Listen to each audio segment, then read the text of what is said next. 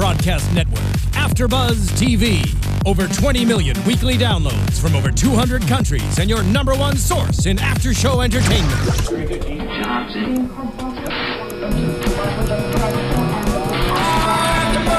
AFTERBUZZ TV, the destination for TV superfans. Producing after-shows for over 300 of your favorite TV shows. Interviewing celebrities and showrunners. And bringing you behind-the-scenes exclusives. All thanks to E! Entertainment's Maria Menounos, producer Kevin Undergaro, and internet leader Akamai. Now, let the buzz begin! That's close. Hello, Strain fans. Poor Israelites. Welcome back to the Strain After Show here on AfterBuzz TV, talking about Season 1, Episode 11, The Third Rail. Poor Israelites. Those poor Israelites just slaving for bread. We slave for jamming. Welcome back. I'm Matt Lieberman. Joining me as always, Stephen Lemieux is here. Hey, man. Jacque Borowski is here. Zach Wilson not here tonight. We miss him. He'll be back next week. I know we're mad at him for not being around, but we're gonna hold it down for you. The Sleepy Hollow crew holding it down. That's starting back up this week. You should check that out. If you didn't watch the first season, he's gonna be on it with us. Yeah. Oh man. I gotta just point out that this song is called Israelites by Desmond Decker and the Aces. Declan Desmond Decker. I just gotta point out something really quick. That's the song that's in Satrakian's basement. He's Jewish and he's gone through a lot of stuff. So literally, we're to imagine Satrakian just gets all mopey, sits in a chair, and listens to a song about how the Israelites, misfortunate he is. Has anyone ever seen Joseph in the Technicolor Dreamcoat? I have. And the amazing Technicolor Dreamcoat. Yes. This is. I feel like this was like a lost song from it. I know it's not actually from it, but they're all like. I feel like it should be included in that. Have you seen Satrakian Superstar? No. No. Is that the Strain musical we're working on? The Strain musical we're Superstar. We actually hunting down Strigoi like we know we should. Like we know we are. We have like the giant parachute, colorful thing, except it's like made of skin. Go Satrakian, you know what they say. All right, so this episode, a little disappointing, just because, like, but at the same time, our expectations, I think, were pretty sky high, because it was finally, we're all hunting vamps together as a crew. We're going down into the tunnels. We're going to find the master. Isn't that awesome? But when you think about it, it's episode 11 of a 13-episode season. We knew they weren't going to get him. Oh, yeah. But I thought we got a great scene that was like, what? This is happening right now. We knew this would be Blue Ball's master time. Yeah. That's how I felt. That's true. Like, but another hipster band. But we could have been taken just a little bit further. It could have been more of a fight. It could have been something. It could have been like the gas station. Yeah, the gas station was really intense the whole time. We got that great suspense when Vasily's going through the tunnel, which was too small for Vasily, by the way. Come on, I'm looking at that, and he's like a big dude. Kevin Durand can't fit in no tunnels. How did any of them fit in that tunnel? I don't know. That was like a tunnel for children. Nora could have fit through the tunnel. Yes, Nora's tiny. Nora could have fit through I think we could have gotten more of those moments in the episode as opposed to, like, I feel like they kind of... There was a lot of just walking and stepping over sleeping vamps. And dropping phones and stuff like that. I really, just for Zach, I think at least they could have had a lot more suspense with that scene. Yeah. Like, I think... if what they could have done with the character in that part is really drive home the danger of these things, because Zach has only had his one minor run-in. He hasn't really had a life or death situation, and I think if he had, and we actually had Gus save him, it would have been more equal to his character wanting to kill them now. Yeah. I'm sorry, but even though Zach is like 8 or 10 or in that range or whatever, I have an 8-year-old nephew, and never in his mind would he be like, I hear police sirens and crazy things going on in the street. Let me go out there. He'd be like, oh, no. We stay in here. What if you asked him to buy cigarettes and told him, like, he'd be cool? He would be like, no. First off, Zach should know better that... I know that I said there should be looting in the previous episode. Right. No, I think I said that on Under the Dome, actually. Now I can't even remember. Well, they certainly alluded to it. I was promoting looting somewhere on AfterBuzz TV, but now I don't promote it for children. It is not an activity for children in post-apocalyptic situations. We're going to get into that in just a moment. I want to talk about the very top of the episode where Vasily is testing out this brand new light bomb, and And Zach runs in with his phone like, yeah, go ahead, do it. I'm going to get all the action right here on this phone. And F's like, no. Okay, it's going to blind you, you dumb idiot. Get here behind this wall. And the light bomb doesn't work so well. And the doc throws a few ideas at Vasily, and they're doing their little, dick measuring contest thing of like, I'm smart and I come from like, the upper middle class world. And Vasily's like, I'm smart too about all the things that you take for granted, so I should be in charge. And this tete-a-tete, I'm looking for it to evolve. I want them to have a scene where it's just the two of them alone, and they have to address the fact that they need each other to survive. Oh, that was sweet, Matt. But no, I like how it has evolved a little bit. No, I mean that. Yeah, okay. It has evolved a little bit in that, like, Vasily, instead of just walking away, was like, look, it was a joke, dude. Yeah. And let me explain the joke in that I agree with you and I think you're right. Okay. Mm-hmm. Like, he's giving him credibility to his intelligence, even though he's kind of, like, wants to mock it at the same time. So we got a little bit of development, but not as much as we'll get probably in a future episode. Right. What do you think, Jackie? I think it's a plug for the iPhone still. I still think it's a plug for the iPhone. Was it even an iPhone or was it an Yes. It was an iPhone? I thought it was an iPhone. That's what it looked like, the recording thing. The whole time he's doing that, I'm like, are you trying to tell us that iPhones are really good at recording light bombs? Listen, the high resolution HDR recording is one of the best features of the iPhone, and it can capture all of your favorite UVA, UVB, and UVC rays. I think it's actually... I don't know if I think more than I'm really hoping that the phone has more to play in. Because I think he wouldn't be recording, and they've really focused on it a lot with Zach and the phone. Mm-hmm. So all it makes the old recordings, yeah. And it makes sense that Zach, like, would want to grab the phone back. It has the recordings of his mom on it. It has everything that he wants on it, and it's his mom's phone. Yeah. So, like, it makes sense that he goes back to get the phone, but at the same time, I'm like... We'll get into that. So we set up sort of this whole thing. We set up Zach and the phone. We set up the light bomb. We know that we're heading off to kill the master. And we're also resetting up Nora's mother, who is a problematic character at best. At worst, is a nuisance that wastes 20 minutes out of a 40-minute show. Okay? Because here's the deal, right? You trap a small child in a home filled with weapons with a woman with dementia who is just like all over the place bonkers, okay? And she's antsy and she's trying to get out of there. First of all... Sounds like a Shia LaBeouf movie. What? Which one? Just the whole situation. Yeah. Oh, okay. You sound like you're pitching a movie right now.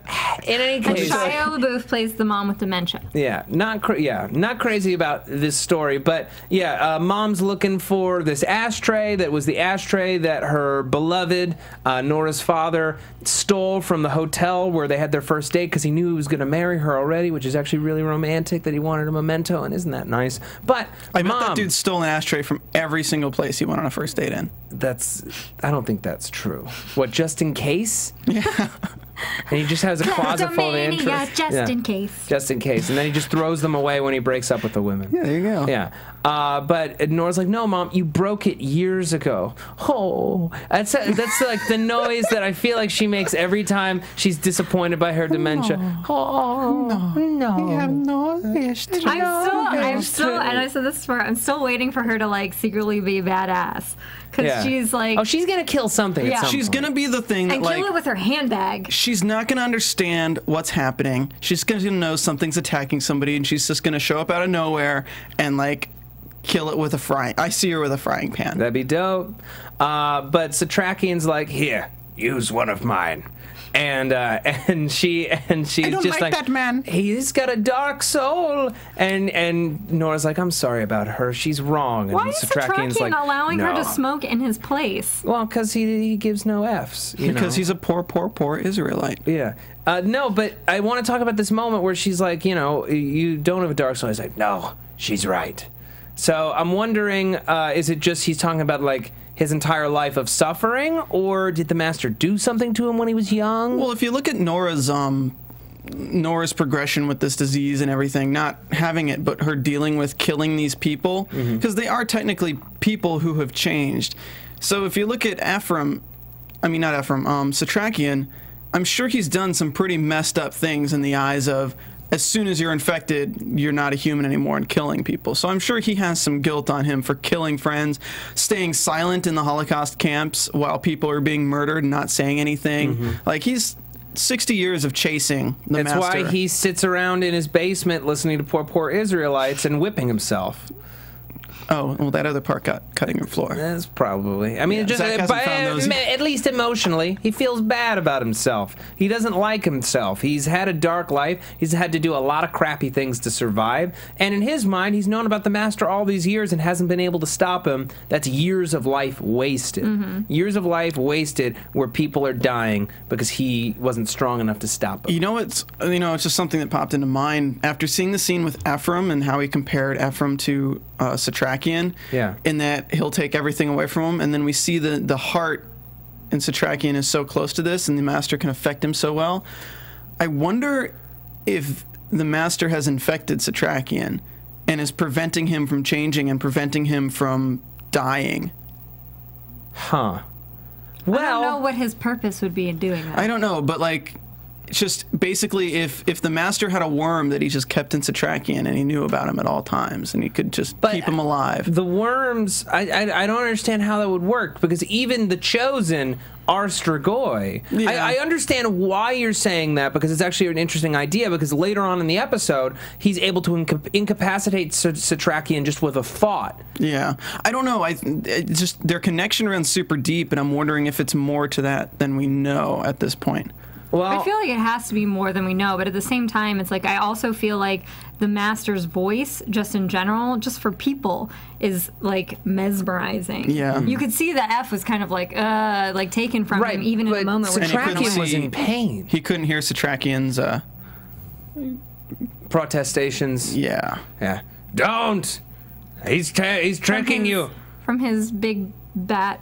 Weird bat mouth. Oh my god. Yeah, we'll talk about that. He looks like he came out of a moat. All right. So before we get into all that goodness, I want to talk about Gus. Gus finally getting home after episodes of being away, locked up in a jail. Finally, he can just chill with his bro. Have his mom make him some mac and cheese. Mac and cheese, some rice and beans, what have you. Just memorialize Tufo for a minute here. Poor Felix. Not even a chance to mourn before life throws him a curveball. And he walks in, and Crispin, all of his hair is falling out. He looks gross. He's watching the game just like normal, but he's a Strigoi, and Gus has to kill his brother. Horrifying. Whoa, spoilers. Harrowing scene. Spoiler alert! It happened in the episode. Sean doesn't know better. It happened in the episode that we are discussing right now. I did like the effect, though, that when he hits him with a bat, you almost see like all the... Oh my god, it was crazy. All the worms on the inside of his face. And I liked when he smacked him one last time, the worm like splashed on the camera. Oh, I thought that was. That was when the head. That was the head. You're right. Yeah, that was the landlord. Yeah, you done being mad at me yet? I was. If you guys hadn't kept talking, I was just gonna be like, you want me to continue? And now, Matt Lieberman with a mustache. If you're listening and you're not watching, you guys really need to check this thing out. Missing a pretty epic mustache. I know. Yes, you are. So, Gus has to kill Crispin. Horrible. He's deeply in shock. He's crying. Yeah. Crispin does not look anything like Crispin when he's changed. Yeah. I was like, who's that? No, it was Francis Capra. It was the same actor. But in any case, he's trying to locate his mom. He's calling all over the place. He's not getting a hold of her. She's not at the hospital. She's not picking up her phone. Surprised anyone's answering at the hospital at this point. Yeah. I know. And that lady was fairly calm for what I feel. Yeah, she's not here. Well, it's so strange, right? Because on the streets, everyone's panicking and looting, but then the government hasn't said anything. Like, the hospitals are fine. Yeah, bank holiday, bank holiday, bank holiday, bank holiday. All the banks are closing, bank, all the closing banks, all are closing, banks are all closed. Bank holiday, a bank holiday, bank holiday, a bank holiday. We're idiots. Yeah, those are supposed to be crickets. Those are supposed to be crickets, but it just sounds like a tractor beam. Yeah. So Gus hears noises from the closet, and he opens it up, and oh no, it's his mom. Oh. His mom is a Strigoi. Thankfully, a beam of sunlight coming through the window protects him. I really like this actor who plays Gus. He did a great job. Like the minute he knew that there was something wrong with his mom, he could hear the noises from the closet. his face was like, it looked like he had been punched. He played the emotion really well. Yeah. Do you know the actor's name? No. I don't. I want to get him on the show because he's great. Because he's dope. He did a great job. I really hope he makes it to this if season. you're watching this, come to our show. Yeah. Guess who I always call Crispin, who's friends with Tufo, who's actually Felix. Okay. So he puts down the bat, and I'm like, oh, don't put down the bat. But then he grabs an axe, and I'm like, oh, yeah. That was He heads into the awesome. back hallway. Oh, and he's like, oh, what's up, landlord? Oh, you want to grab the rent? Hell no. Slash. Head pops off, worm on the camera lens, and I'm like, okay, best scene in the whole episode. Because he's unleashed. He's unleashed. He's awesome. I thought he'd say a quip like. That was a quip. I know, but something like. Called him a puto. Yeah, but he could have been like I'm not getting my security deposit back or something like that. That's not the show. Oh. It's not the show. Okay. Steve, it's not the pun jar of Steve. Yeah, this isn't a late '80s to mid '90s action. I was movie. watching Sledgehammer last When night. Steve was not Okay. even alive. Oh, okay. All right. So before we continue, we got Zach and Nora's mom to discuss. We've got all the stuff going down the tunnels. I just want to really quickly talk about iTunes. We have some great reviews. I say it every week. You know, folks, we need your support. Come review the show, rate the show. It helps out everyone here at AfterBuzz TV, raise the collective water level. It's how we're able to get sponsors that keep us running, putting out nearly 100 hours of content across 3 networks. Wow. Holy cow, every single week.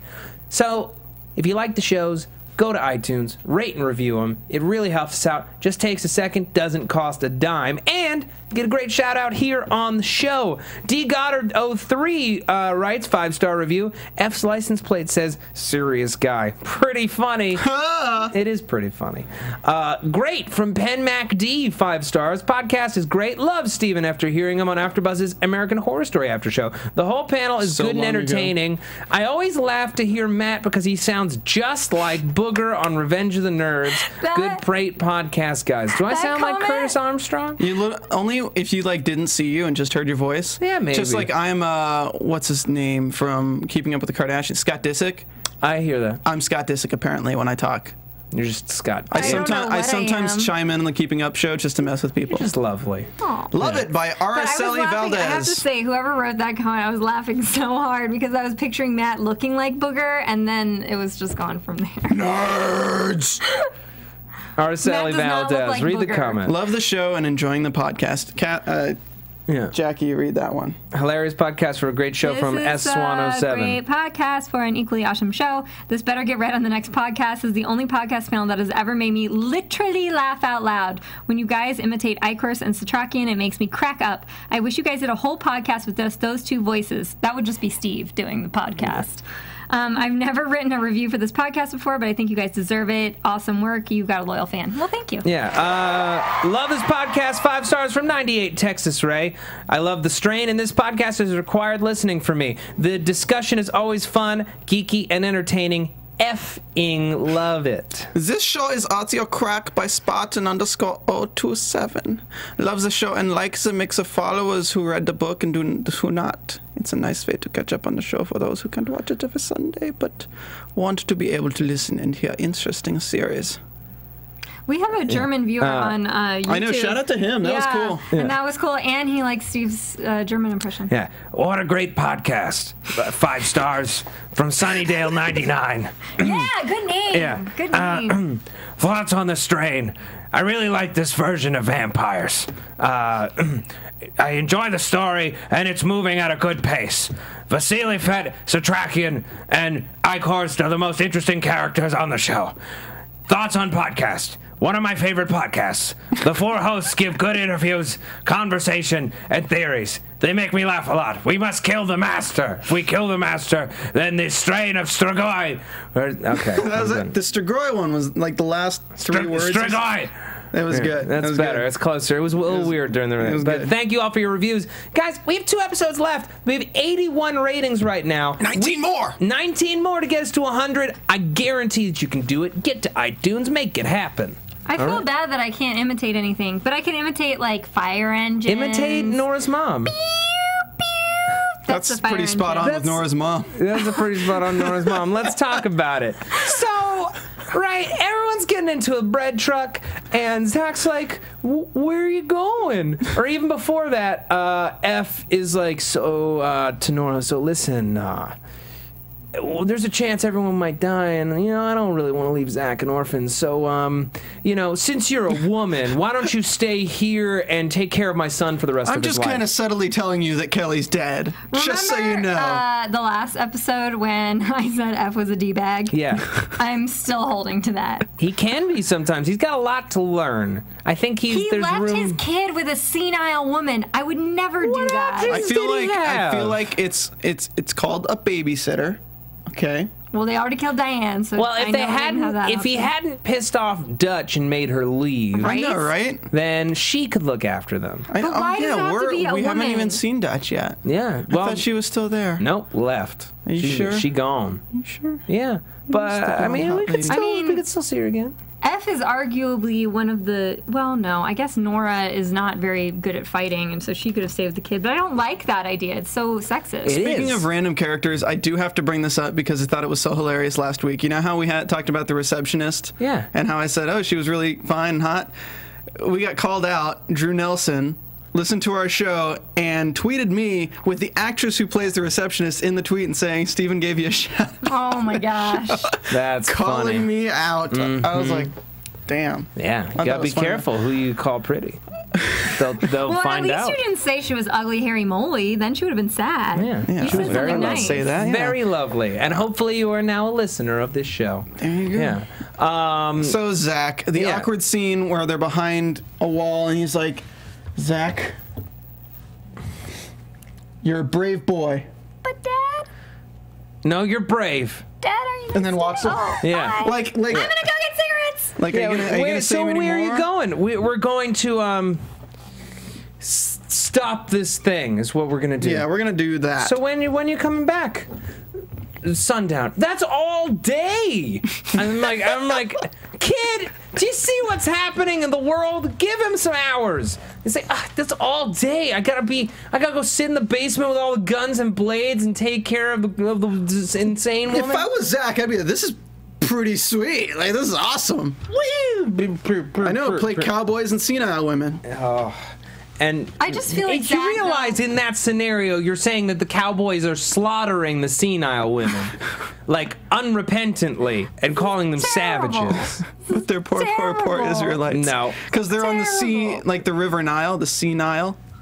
Oh my gosh, changing subject. Stretch. Please change the subject. So I feel Zach is smarter than leaving the safe place and going out and looting. I feel thought Zach was smarter than that. So did I. I just really, were we the only ones who laughed at that scene where he says "be brave" and then like looks like he's gonna say something, just walks away. Be brave. Yeah. Long pause. And then he just locks the gate, and he's like, "Love you, son." Yeah, bye. 80-yard. I love you too, Dad. Yeah.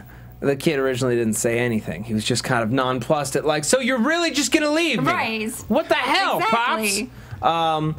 So yeah, everyone piles off and drives away, and so he's like stuck in the house with Nora's mom, who like, I was terrified for Zach just in this moment, because I thought she was gonna go off and grab a weapon and just start threatening him. Who are you? Yeah. Why am I here? There are no cigarettes. There are no cigarettes. It sounds like Adam Sandler. Yeah, you do. There are no cigarettes. Oh, Come give me on. some candy. My grandmother has dementia. Okay, it's a serious not like condition. Waterboy. It's not like Waterboy.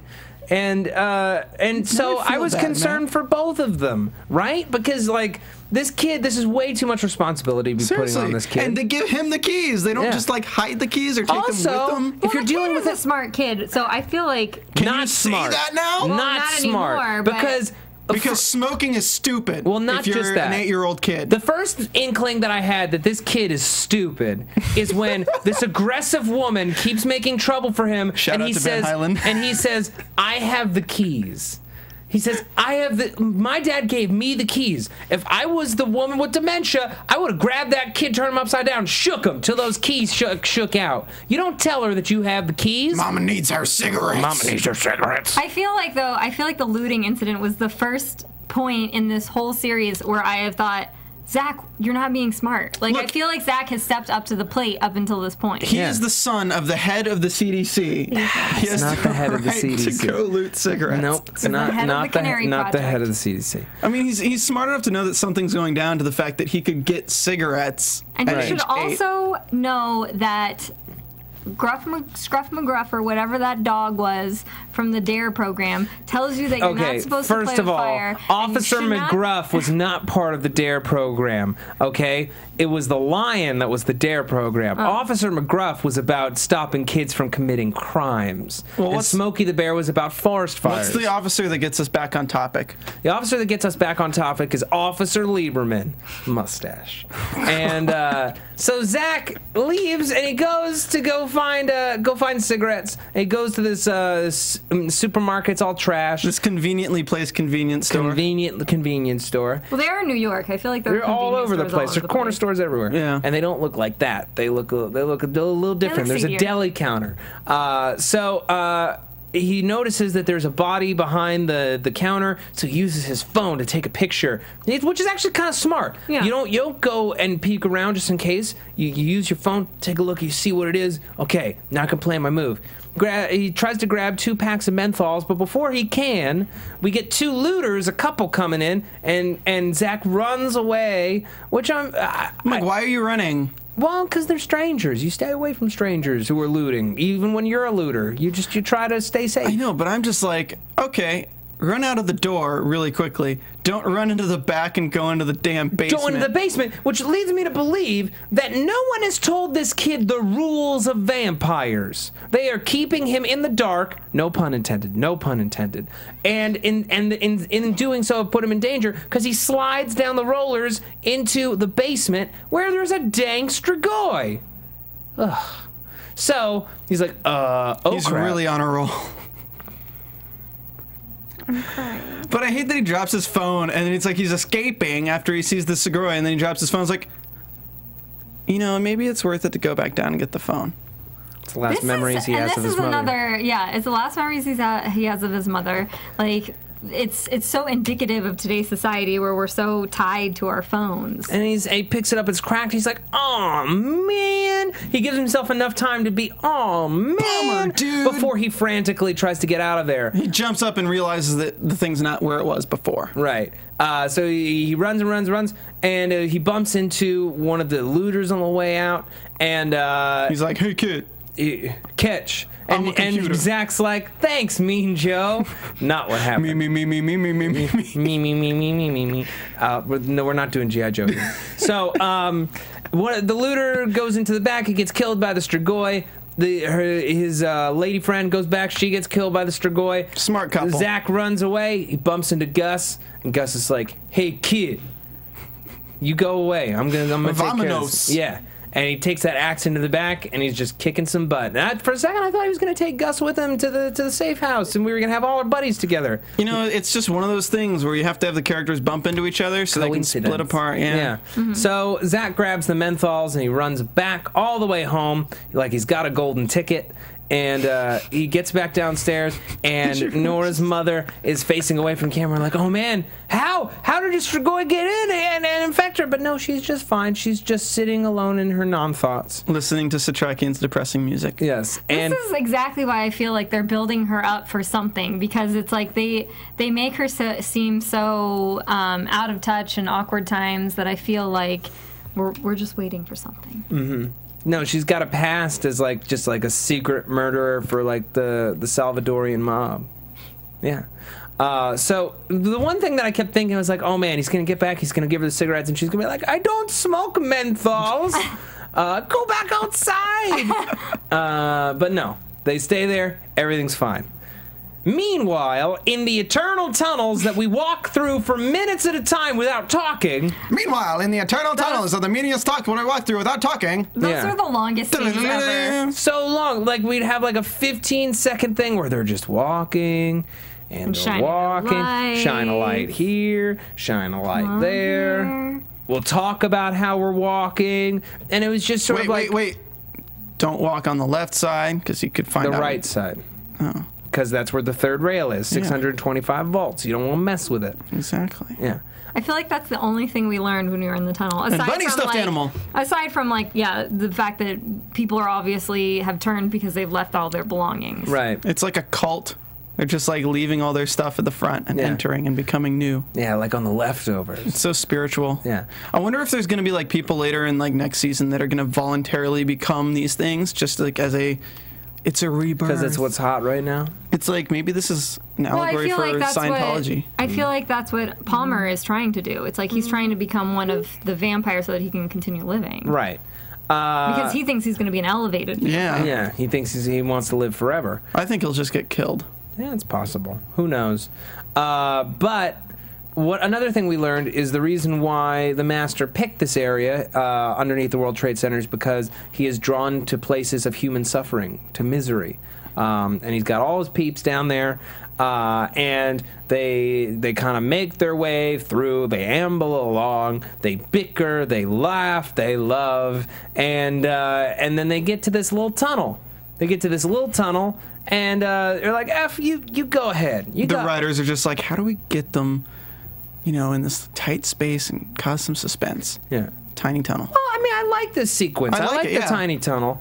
F gets through, and he hears Kelly, F, save me, F. And he's like, Kelly, screw the plan. I'm coming, baby. I know we're divorced, and, you were sleeping with Matt and whatever. I'm coming. I'm just going to leave Nora in the back. Just let her die. Yep, just let her die. I don't care about her. She knows I'm married. She knows this is what's going on. Terrible, terrible human being. He leaves Satrakian in the tunnel all alone. He's an old man. He can't crawl like that. He ain't got no crawl skills left. He don't have any muscles. Okay? So F's run off. Vasily and Nora are left to fight off a bunch of Strigoi. Love this sequence. She drops the light, and they're like, pop, pop, two in the back. She heads into the tunnel, and then Vasily heads into the tunnel. He's way too big for a tunnel. Yeah. He is the size of 1.5 tunnels. Okay? Yeah. I think Steve mentioned this. You wonder because the worms they seem to live in dirt. Matt brought this up, not me. Oh, it was Matt? Yeah, just like there should be loose worms in that tunnel. They should at least be nervous about that instead of just being like, tunnel, boop. Yep. They just dart right through. Let's all go to the tunnel. Yeah. Let's all go to the tunnel. Let's all go to the tunnel until Vasily gets stuck. Yeah. I love this moment, though, where Nora drags him out, and then she uses the UV light to back up that Strigoi, and she tosses the UV light inside to block anyone else from coming through. Smart. Smart strategic thinking. We like it when our characters are behaving at the top of their intelligence. So they run off to find the other two. F finds the coffin, and he's like, Kelly, Kelly! And then the Master comes down, grabs him by the throat. Well, he sees that woman who he thinks is Kelly, and then all the vampires come around, and he realizes she's not there. And Master grabs him. We've got Floppy Bat Face doing a lot of talking this week.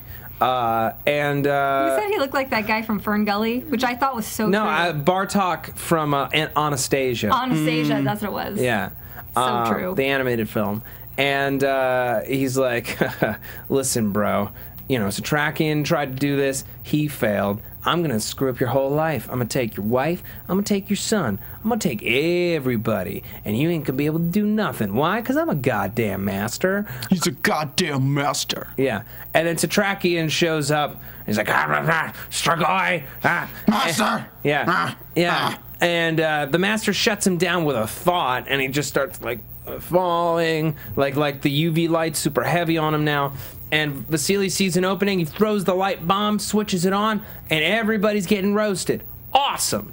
But the Master gets away. And Satrakian's super PO'd about it. He has been waiting to clap eyes on the Master probably for 60 years plus. This was a big moment for him. We can't just jump over this scene. We got to talk about what the Master says to Ephraim. Say it. The Master tells Ephraim that, it says, are you his new toy now, basically, his new crew, the new Satrakian. And he says, I drink men, I ruin everything. Archer phrasing. Yeah, I'm a drinker of men. Yes, and with that mustache, maybe. What? Nothing.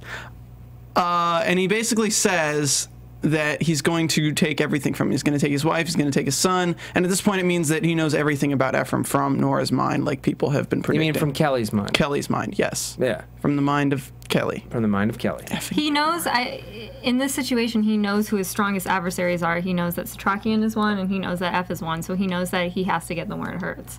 Yeah, and we were talking about that. Although I'm curious as to why he doesn't find Fett in the same kind of vein, because Fett is clearly like a huge adversary.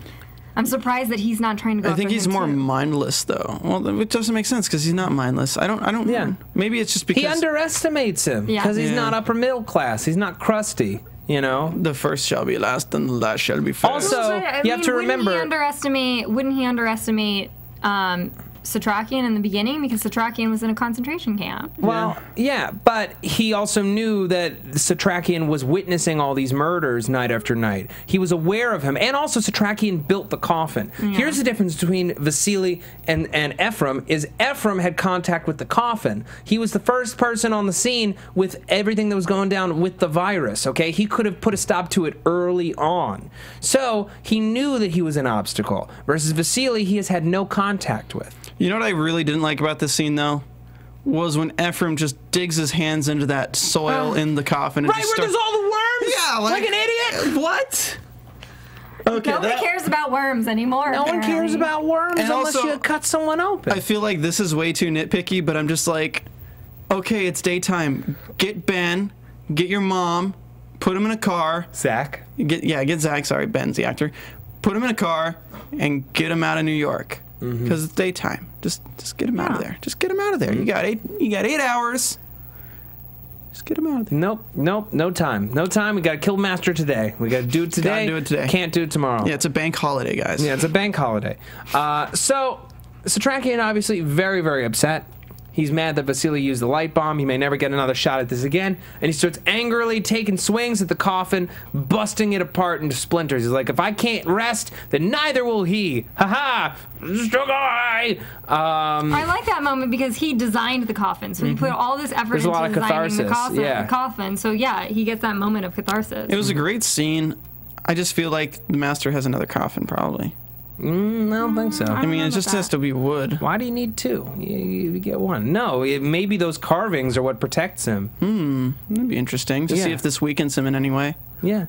Do you think we'll see Kelly soon? I think we'll probably see her by the end of the season. I hope so. But in any case, they follow the Master. And they throw a flare into this tunnel filled with thousands and thousands and thousands of strigoi. And they're like, oh yeah, maybe this isn't the best. Let's go home. Yeah.